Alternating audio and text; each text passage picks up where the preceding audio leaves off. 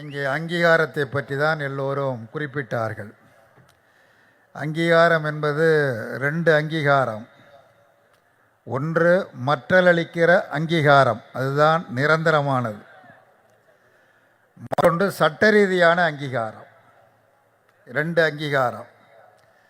ஒரு அமைப்பை உருவாக்கி அதற்கான ஒரு கொள்கையை உருவாக்கி அதை மக்களிடத்தில் கொண்டு சென்று மக்கள் மத்தியிலே விழிப்புணர்ச்சியை ஏற்படுத்தி மக்களை ஏற்கச் செய்து அந்த அமைப்பை பலப்படுத்த வேண்டும்.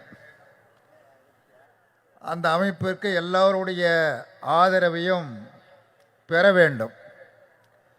ஒரு அமைப்பு நிலைத்து நிற்பதும் அது நிலைகுலைந்து போவதும் அது ஏற்றுக்கொண்டிருக்கிற கொள்கை அடிப்படையில் தான் இருக்குமே தவிர கொள்கையற்ற எந்த இயக்கமும் நிலைத்து நிற்காது. இங்கே நம்முடைய பொதுச்செயலாளர் ரவிக்குமார் அவர்கள் இந்தியாவில் தோன்றிய பல இயக்கங்களை பற்றி குறிப்பிட்டார்கள். அவையெல்லாம் இப்பொழுது எங்கே இருக்கிறது என்கிற கேள்வியை எழுப்பிவிட்டு சென்றார். ஏனென்றால் நிலைத்த கொள்கையோடு இயங்கவில்லை. நிலைத்த கொள்கையோடு உறுதியான கொள்கை இல்லாத காரணத்தினால் இருக்குமிடம் தெரியாமல் போகத்தான் செய்யும்.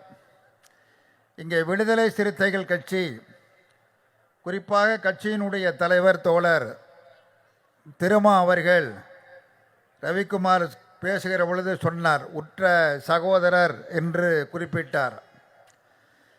அது எனக்கும் அவருக்குமான அந்த புரிதல் என்பது மிக சரியாக இருக்கிறது. அவ்வளவுதான், வேறொன்றுமில்லை. திருமாவுக்கும் எனக்கும் இருக்கிற புரிதல் அல்லது விடுதலை சிறுத்தைகளுக்கும் இந்திய கம்யூனிஸ்ட் கட்சிக்குமான புரிதல் என்பது மிக சரியாகவும் நேர்மையானதாகவும் இருக்கிறது. அதனால்தான் அந்த நட்பு நீடித்து கொண்டு இருக்கிறது. அது கொள்கை அடிப்படையில் நீடித்து கொண்டு இருக்கிறது. தொடக்கம் முதல் இன்று வரை ஒரு உறுதியான நிலைப்பாட்டை அவர் மேற்கொள்ளுகிறார். ரவிக்குமார் பேசுகிற பொழுது ஒன்றை அழுத்தமாக சொன்னார், விலை போகாத தலைவர் என்று குறிப்பிட்டார். இதெல்லாம் அரசியலில் ரொம்ப முக்கியமான செய்திகள். அது ஒரு வரி செய்தியாக இருக்கலாம். அரசியலில் விலை போவது விலை போகாதது, மாடு விலை போகிறது மாதிரி தான். விலை போகக்கூடிய தலைவர்கள் வருவார்கள். நேற்று ஒரு அரசியல் பேசுவார்கள், இன்று ஒரு அரசியல் பேசுவார்கள். சிந்தனை செல்வன் அதையெல்லாம் இங்கே மறைமுகமாக குறிப்பிட்டு சொன்னார்கள். பெரியாரை வாழ்க என்று சொல்வார்கள், பிறகு ஒரு சந்தர்ப்பத்தில் ஒழிக என்று சொல்வார்கள். அதையெல்லாம் நாம் பார்த்து கொண்டு தான் இருக்கிறோம் அத்தகைய அரசியல்வாதிகளை. காரணம், அதற்கு ஒரு நோக்கம் இருக்கிறது. ஒரு நோக்கம் இருக்கிறது. ஒரு குறிப்பிட்ட வாக்குகளை பெற வேண்டும் என்பதற்காக இப்படி தடமாறுகிற போக்குகளை கையாளுகிறார்கள். ஒரு குறிப்பிட்ட தொகுதியில் ஒரு குறிப்பிட்ட பகுதி குறிப்பிட்ட கொள்கையுடைய வாக்குகளை பெற வேண்டும் என்று சொன்னால் பெரியாரை திட்டினால் கிடைக்கும் என்றால் பெரியாரை திட்டுவது, அவ்வளவுதான், வேறொன்றும் இல்லை.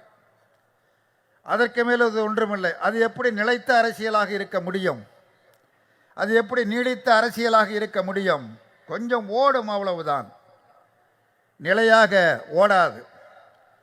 தோழர் திருமா அவர்களை பொறுத்த மட்டில் இந்த அமைப்பு எதற்காக தொடங்கப்படுகிறது, அதற்கு ஒரு நோக்கம் இருக்க வேண்டும். ஒரு நல்ல நோக்கம் இருக்க வேண்டும், நல்ல ஒரு புரிதல் இருக்க வேண்டும், ஒரு நல்ல சிந்தனை இருக்க வேண்டும். அவர் மார்க்ஸையும் விடவில்லை, அம்பேத்கரையும் விடவில்லை, பெரியாரையும் விடவில்லை, பெருந்தலைவர் காமராஜரையும் விடவில்லை. எல்லோரையும் இணைக்கிறார். எல்லோரையும் இணைத்து யாரிடமிருந்து எதை பெற்றுக்கொள்ள வேண்டுமோ அதை பெற்றுக்கொள்கிறார். பெற்று அதை இணைத்து அதற்கான ஒரு தனி கொள்கையை, முத்திரையை பதித்து அந்த பயணம் மேற்கொள்ளுகிற பொழுதுதான் அந்த பயணம் வெற்றி பெறுகிறது. அந்த பயணம்தான் வெற்றி பெறும். இரண்டாவது, ஒரு அணுகுமுறை. ஒரு தனித்த கூட்டத்தில் எப்படி பேசுவது, எல்லோரும் பங்கு பெறுகிற கூட்டத்தில் எப்படி பேசுவது என்கிற ஒரு அணுகுமுறை. அந்த அணுகுமுறை என்பது ரொம்ப முக்கியமானது. தமிழ்நாட்டில் 23 கட்சிகளை இணைக்க முடிகிறது முதலமைச்சரால் என்று சொன்னால் அது அவரது அணுகுமுறை. ஏன் மற்ற மாநிலங்களில் முடியல? வட மாநிலங்களில் ஏன் முடியல? வட மாநிலங்களில் எல்லாம் தமிழ்நாட்டை போல் எல்லா இடத்திலும் உருவாகி இருக்குமேயானால் இன்னைக்கு டெல்லியில் பிஜேபி ஆட்சி கிடையாது. சென்ற தேர்தலில் பெற்ற வாக்குகள் இந்த தேர்தல்களால் பெற முடியவில்லை, எண்ணிக்கையை பெற முடியவில்லை. மைனாரிட்டி அரசு தான் இருக்கிறது. பெரும்பான்மை அறுதி பெரும்பான்மை பலத்தை பெற முடியவில்லை. இந்தியா கூட்டணி அமைந்ததற்கு அது காரணம். அதே இந்தியா கூட்டணி எல்லா மாநிலங்களிலும் அனைத்து மாநிலங்களிலும் தமிழ்நாட்டை போல் ஒன்றுபட்டு ஒரு நல்ல அரவணைப்போடு செயல்பட்டு இருக்குமேயானால் நிச்சயமாக ஒரு மாற்றத்தை டெல்லியிலே ஏற்படுத்தியிருக்க முடியும் என்பதுதான் யதார்த்தமான உண்மை, கள உண்மை. அப்போ அந்த அடிப்படையில் ஒரு அணுகுமுறை என்பது முக்கியமாக தேவைப்படுகிறது. ஒன்று, கொள்கை முக்கியம். அது எவ்வளவுதான் நல்ல கொள்கையாக இருந்தாலும் அதை கொண்டு சேர்க்கக்கூடிய முறையும் அதற்கு தலைமை தாங்குகிற தலைவருடைய அணுகுமுறையும். இன்றைக்கு தமிழ்நாட்டில் தோழர் திருமாவளவனை யாரும் நிராகரித்து விட முடியாது. விருப்பம் இருக்கிறதோ விருப்பம் இல்லையோ அங்கீகரித்து தான் ஆக வேண்டும். அதற்கு முதலாவதாக அவருக்கு மிகப்பெரிய அளவுக்கு அது பயன்பட்டது என்னுடைய அனுபவத்தில் அவருடைய சீரிய அணுகுமுறை என்பதை இங்கு நான் அழுத்தம் திருத்தமாக குறிப்பிட விரும்புகிறேன். அணுகுமுறை தான் மிக மிக முக்கியமானது. அதே போன்று கொள்கை நழுவாமல் நிற்கிறார். இன்றைக்கு நமது நாட்டில் ஏற்பட்டிருக்கிற அரசியல் ஒரு கட்சிக்குரிய பிரச்சனை அல்ல, ஒட்டுமொத்த நாட்டிற்குரிய பிரச்சனை. மிக அபாயகரமான நிலையில் நாம் நின்று கொண்டிருக்கிறோம்.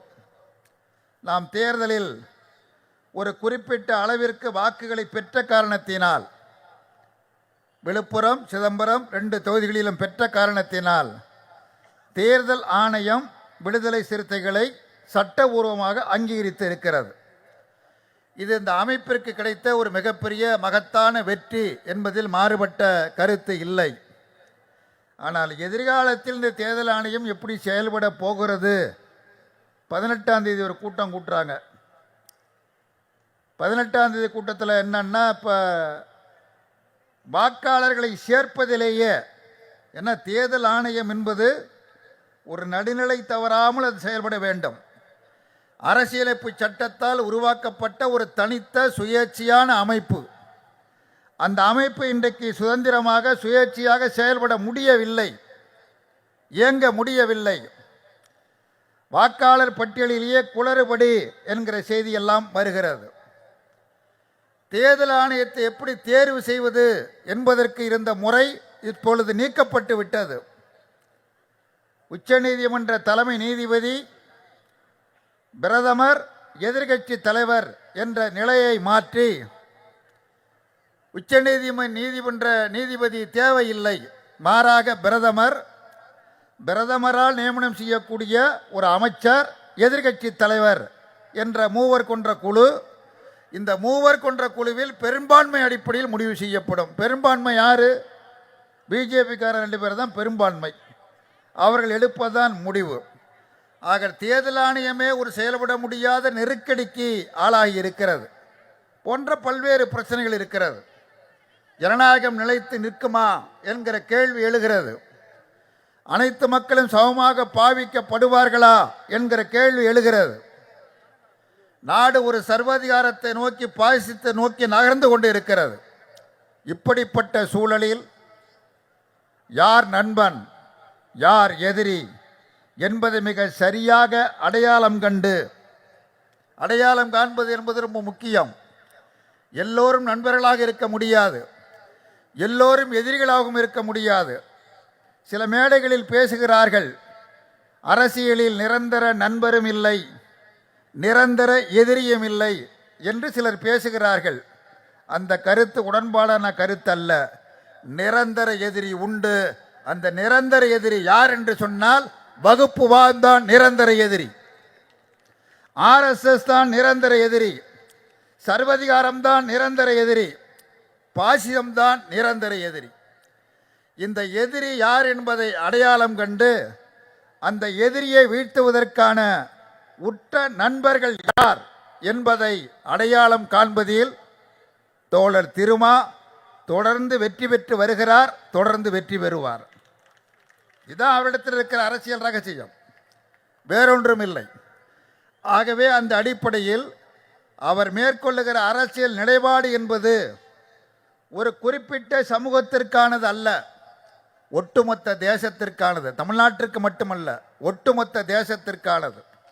இந்த தேசம் எந்த திசைவெளியில் செல்ல வேண்டும் என்பதை தீர்மானிப்பதாக அவருடைய அரசியல் பாதையும் அரசியல் பார்வையும் இருக்கிறது. அதை மிகச் சரியாக கையாண்ட காரணத்தினால் தமிழ்நாட்டு மக்களுடைய ஆதரவை அவரால் பெற முடிந்தது. அனைத்து அரசியல் கட்சிகளாலும் அவர் அங்கீகரிக்கப்பட்டிருக்கிறார். இது மேலும் தொடரும் என்பதை தெரிவித்து, இந்திய கம்யூனிஸ்ட் கட்சிக்கும் விடுதலை சிறுத்தைகளுக்கும் அல்லது தோழர் திருமாவுக்கும் தோழர் முத்தரசனுக்குமான நட்பு என்பது சொல்லித் தெரிய வேண்டிய அவசியம் இல்லை. நான் இந்த மேடைக்கு வந்து வாழ்த்து சொல்லாவிட்டால்தான் அது ஆச்சரியம். நான் வராமல் இருந்திருந்து வர முடியாத ஒரு நெருக்கடி தான்.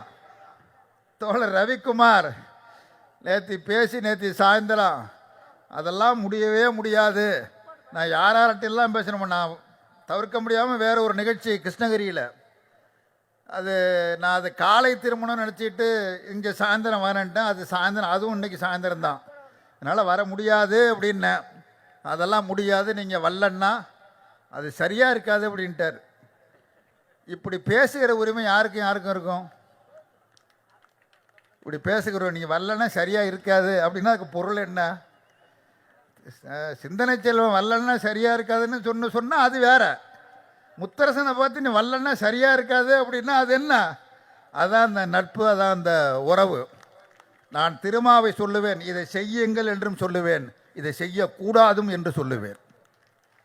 சிந்தனை செல்வனால் அதை சொல்ல முடியுமா, சொல்ல முடியாதா? ரவிக்குமாரால் சொல்ல முடியுமா, முடியாது, எனக்கு தெரியாது. நான் சொல்லுவேன், இதை செய்யுங்கள் அப்படின்னு சொல்லுவேன், இதை செய்யாதீங்க அப்படின்னு சொல்லுவேன். அதை கேட்பாருன்னு சொல்கிறேன். இப்படி சொல்கிறிய அவர் கேட்பாரான்னு நீங்கள் திருப்பி கேட்கலாம்ல என்ன? நான் சொல்லுவோம், அவர் கேட்பார். ஏன்னா நான் கெட்டதை சொல்ல மாட்டேன், கெட்ட சிந்தனை என்னிடத்தில் வராது. அவரும் என்னோட எதையோ எதிர்பார்த்து என்னோட நெருக்கமாக பழகலை.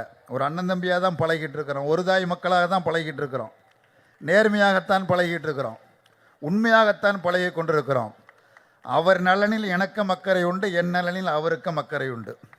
அதாவது என்னென்னா தனிப்பட்ட நலன் அல்ல, விடுதலை சிறுத்தை நலனில் எனக்கும் இந்திய கம்யூனிஸ்ட் கட்சி அக்கறை உண்டு, இந்திய கம்யூனிஸ்ட் கட்சியினுடைய நலனில் விடுதலை சிறுத்தைகளுக்கும் அக்கறை உண்டு.